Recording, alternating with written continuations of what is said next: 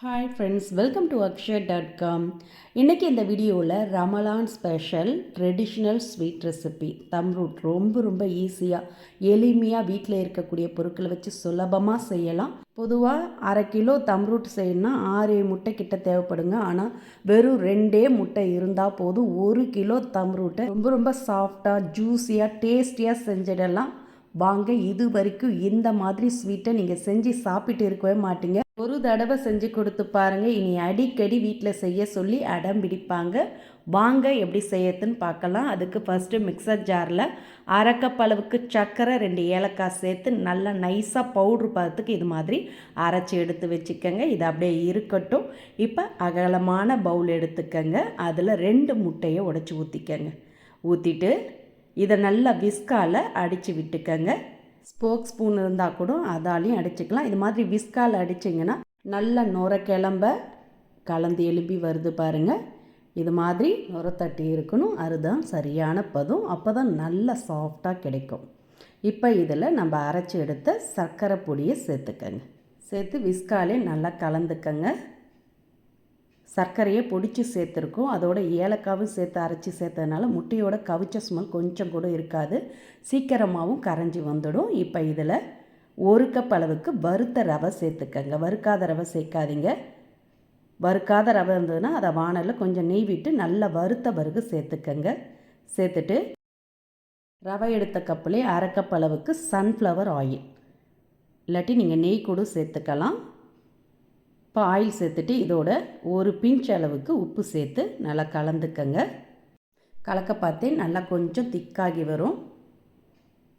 இப்போ இதோட 1/2 கப் அளவுக்கு காய்ச்சி ஆரணப்பால் சேர்த்துக்கங்க.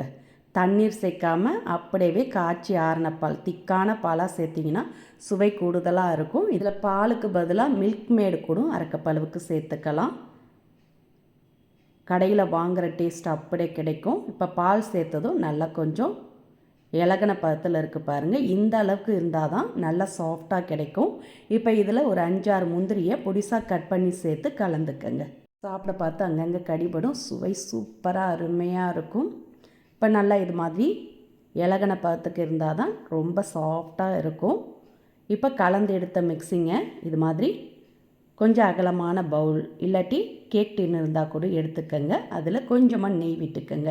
நெய் விட்டு சுற்றிரும் பரவலாக தடவிக்கங்க. தடவின பிறகு நீங்கள் சேர்த்திங்கன்னா தான் வெந்த பிறகு எடுக்க ஈஸியாக வரும். உங்கள்கிட்ட டிஃபன் பாக்ஸ் இருந்தால் கூட எடுத்துக்கலாம். அதில் நெய் தடவிட்டு இது மாதிரி கலந்து எடுத்த மிக்ஸிங்கை அப்படியே சேர்த்துடுங்க. சேர்த்துட்டு ஒரு முறை கலந்து விடுங்க.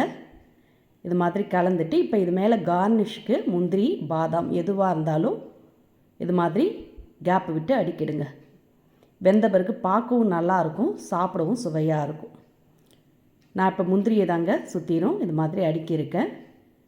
இப்போ இதை அப்படியே எடுத்து பேக் பண்ணி எடுத்துக்கலாம். அதுக்கு நான் குக்கரை ஏற்கனவே ப்ரீ ஹீட் பண்ணி வச்சுருந்தேன். இது மாதிரி ஸ்டாண்ட் போட்டு அப்படியே ஒரு பிளேட் போட்டு மூடி ப்ரீ ஹீட் ஆனதும் இப்போ பிளேட்டை எடுத்துட்டு இந்த கேக் ட்ரேவை உள்ளே வச்சுடுங்க. வச்சுட்டு இது மேலே சுற்றிரும் 1 டேபிள் ஸ்பூன் அளவுக்கு நெய் ஊற்றிக்கங்க. இது மாதிரி பரவலாக ஊற்றிட்டு குக்கர் மூடியால் கேஸ்கட் விசில்லாம் போடாமல் அப்படியே மூடிடுங்க. மூடி அடுப்பை லோ ஃப்ளேமில் வச்சு 20லேருந்து 25 நிமிஷம் அப்படியே பேக் ஆகட்டும். குக்கரில் நான் அடியில் எதுவும் சேர்க்கலைங்க. நீங்கள் உப்பு கூட சேர்த்துட்டு அதில் ஸ்டாண்ட் போட்டு இது மாதிரி உள்ளே வச்சு கூட பேக் பண்ணி எடுத்துக்கலாம். பயப்பட வேண்டியதில்லை, குக்கர் எதுவுமே ஆகாது. நீங்கள் திரும்பவும் குக் பண்ணிக்கலாம். இப்போ சரியாக 25 நிமிஷம் ஆனதும் திறந்துடுங்க. பாருங்கள், நல்ல ஓரங்கள்லாம் ப்ரௌனிஷாக கலர்ஃபுல்லாக சூப்பராக வந்திருக்கு பாருங்கள். அதுக்கு தான் நம்ம மேலே 1 டீஸ்பூன் அளவுக்கு நெய் சேர்த்தோம்.